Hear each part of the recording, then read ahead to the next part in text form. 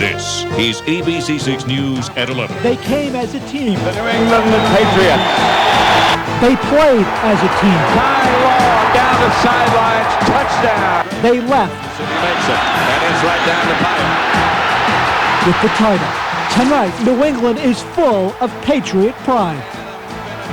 ABC6 News begins right now.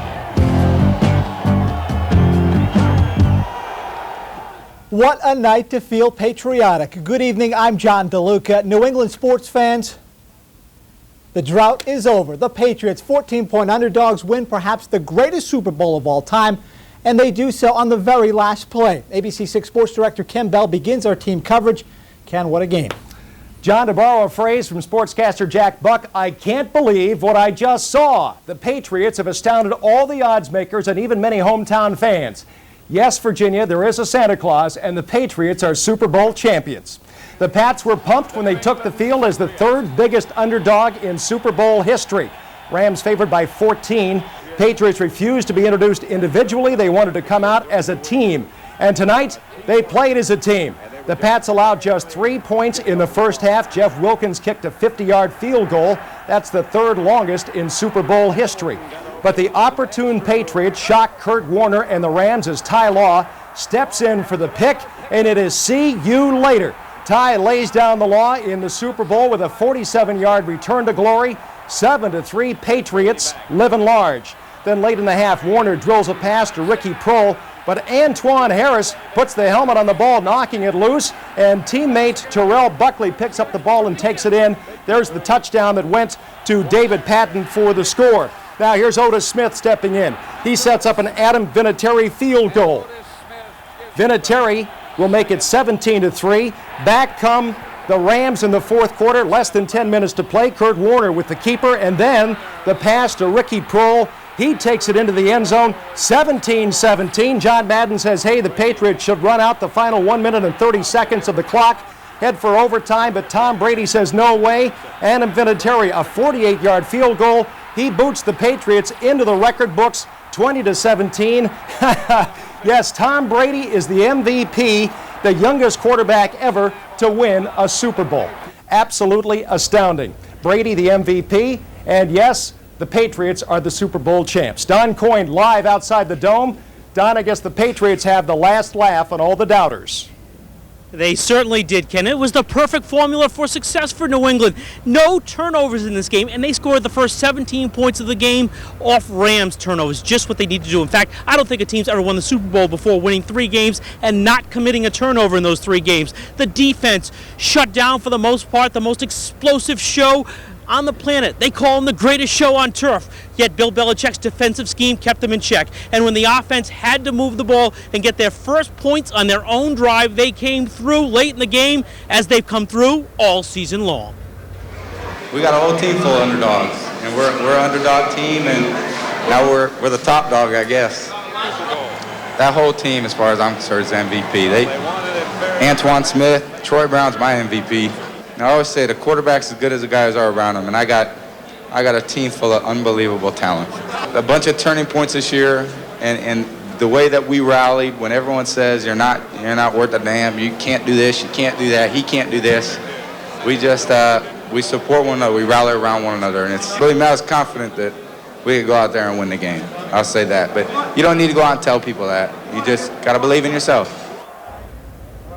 Perhaps the greatest team Super Bowl victory of all time. They overcame odds all season long. Incredible stories all year long, from Brady fumbling the ball and then it being reversed, and of course the kick in the snow, the win in Pittsburgh, and the Super Bowl championship here. I'll have lots more on the field with some excited players, but first, joining us now, news reporter Tim Furlong. And Tim, it was bedlam in there. Well, you know, Don and I watched it together. It was one miracle after another. You could almost feel it in the Dome. Even when the Rams charged back in the fourth, you still felt their fans believed that the Pats were going to win the game. The St. Louis fans had a tough time getting into the game.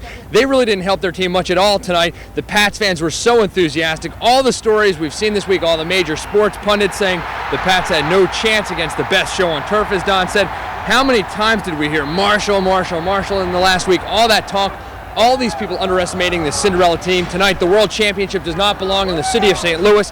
It belongs to a bunch of characters from a town called Foxborough in a place called New England. It's the Super Bowl for the amazing Patriots in what has been a very tough year in America. In a way, the fact that our players and coaches at this time in our country, when people are banding together for a higher cause, can feel this special spirit of America, we're proud to be a symbol of that in a small way. Spirituality, faith, and democracy are the cornerstones of our country. We are all patriots, and tonight the Patriots are world champions. What a night it has been. I feel so lucky to have been a part of it, to have seen it firsthand. It was an absolutely amazing night. If you love New England sports like I do, like John does, like Don does, like Ken does, it was an absolute great night. This is what we've been waiting for, folks, tonight. The Patriots made it happen. We are live in New Orleans. Tim Furlong, ABC6 News. All right, Tim, great job. Here at home, the celebrations have begun. Many will last throughout the night, and certainly at the place we are about to check out. ABC6 reporter April O'Dell is live in Foxborough tonight. April, take it away. Well, John, I'll tell you, there's no better place to be right now than surrounded by Patriots fans. We're live at the end zone in Foxborough, where the place went nuts when Vinatieri made that winning field goal. This is the night everyone's been dreaming of. Finally, the chant, Die Hard, true to the roots Pats fans had been waiting to sing. I love them all along. Every game. Last week I knew they'd win. Nobody said they would. I knew they would. Next to being in New Orleans, this is the place to be tonight. I couldn't believe it. They gave us no love all year. Give me some love, everybody. From the moment the Pats got the ball moving and never let up, these fans could almost taste a national title here at the end zone in Foxborough. Some even got a little carried away. I came up from Plainfield, Connecticut, about an hour ride from here. Been doing it for 15 years, and I says I gotta be where it's all happening. Former Patriot, now San Diego Chargers quarterback Doug Flutie agrees. He's here playing the drums with his brother Darren in the Flutie Brothers Band. A twinge of jealousy, you might think, watching his old team take the title. No way, he says. He's just happy they made it and that they deserve it. It's like exactly how they would have liked to have scripted it. So it's fun. It's a great atmosphere for the game. I'm so happy. I can't stop crying. You gotta love the Pats stands. Now, for those of you who don't know, this bar is part of the lounge here at the Motor Inn in Foxborough. You can bet a lot of people are going to be crashing here because no one is going home anytime soon. Live in Foxborough tonight, April O'Dell, ABC6 News. All right, thank you, April. In Rhode Island, fans gathered from Barrington to Bristol. Check out the scene at Judge Roy Bean's Saloon. Fans were all decked out in patriotic gear and all had a prediction. You want to know why I think the Patriots are in the Super Bowl? Because of September 11th. It's ironic. We're here for a reason, and we're going to win because it's red, white, and blue, buddy. It's all about patriotism. It's all about America. It's all about USA. You and me, tag team, booyah. I loved it right up until the booyah. All right, a special event at halftime of tonight's game. The Saloon raffled off a game ball from the Patriots' AFC Championship win. All the proceeds will go to the Good Neighbor Soup Kitchen.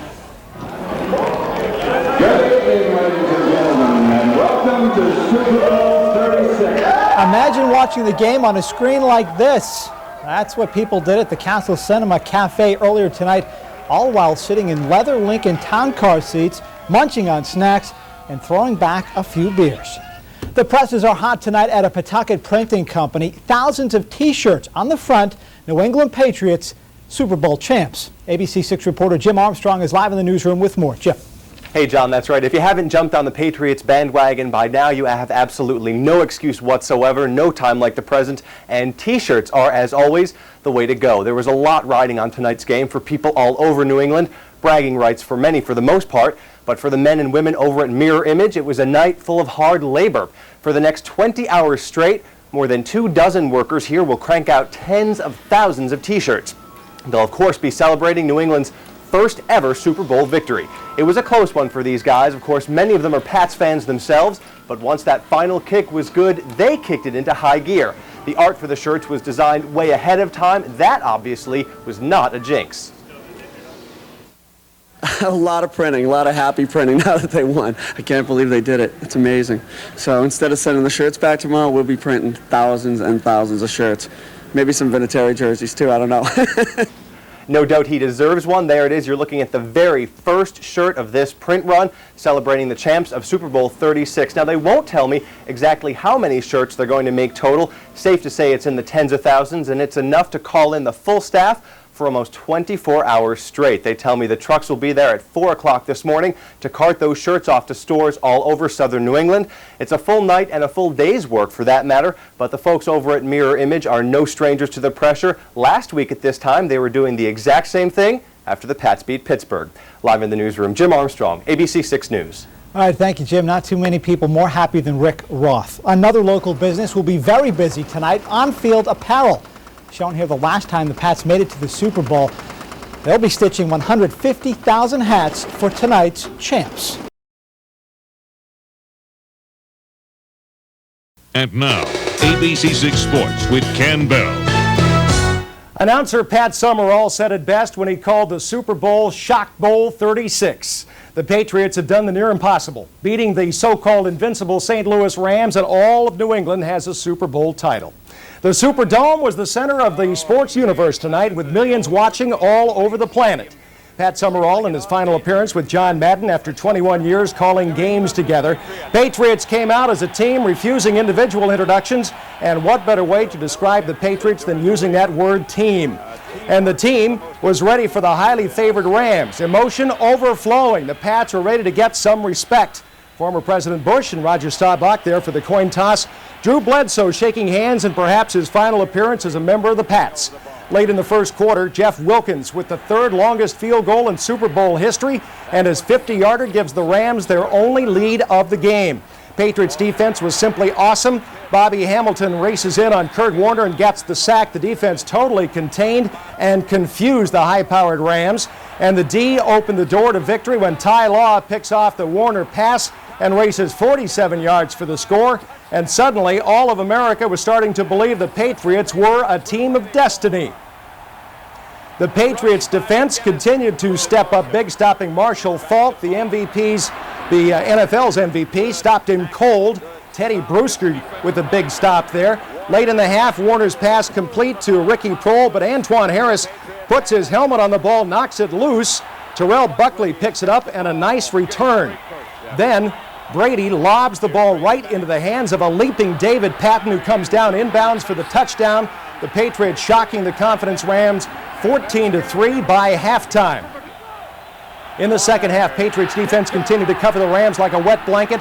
Otis Smith picks off the pass, helps set up another Patriots score. Adam Vinatieri a 37-yard field goal. Then the Rams come alive with less than 10 to play. Kurt Warner up the gut. Then less than 2 to play. Warner hooks up with Ricky Prohl. He does the rest. Rams had tied the game 17-all. Tom Brady not to be denied. And Adam Vinatieri kicks a field goal with no time on the clock. The Patriots are in the record books with a Super Bowl championship, shocking the world by winning the title 20-17. Don Coyne saw the huge upset and is standing by live outside the dome. Don, can you describe the feelings the Patriots must have had when that kick went through the uprights? Incredible, Ken. In fact, my favorite moment of this Super Bowl is after it went through. Remember back in the Oakland Raiders game after the winning kick by Vinatieri in the snow, Lonnie Paxton to the Snow Angels? Well, as soon as Vinatieri kicked that one, the long snapper raced down to the end zone and on the turf did a celebratory Snow Angel, no snow, I guess we'll call it a turf angel. I think the key play of the game may have been when the Patriots came out as a unit. No individual introductions for first time for a team in Super Bowl history, and that made a statement. And in the end, the Patriots saying they really did this one for the fans of New England. This is for you guys. Y'all supported us all year. No matter whether it was raining, snowing, sleet, whether it was 0-2 or 8-3. They've been behind us all year long, and this is for them also. And we just wanted to prove to the world that we want our respect. What the future holds, who knows? But right now, I'm going to enjoy the heck out of this. What does this mean to you, this championship? Guys, what's that? What does it mean to you, this championship? Well, this is what you work for, you know. I mean, this is what you put all your hard work and effort in for all the years, and once you've got the ring, nobody can ever take that away from you, and it's something I'll cherish and something I'll be very proud of. Thanks being in the hospital early this year kind of work? It does that. It does that. We played a lot of man-to-man today, and plus You know, we knew if we kept pressing them, keep pressing them, and, you know, we was going to get them sooner or later. You know, they hit some plays on us, but we were able to keep the score down for most of the game. I think that's just a testament to Coach Belichick and all the guys not allowing the media and people who are so-called prognosticators to tell us what we were, because if that were the case, we wouldn't even made the playoffs. Cut by the Bills and finding a home here in New England, coming here my first year and winning a world championship, man. There's nothing greater than this moment right now.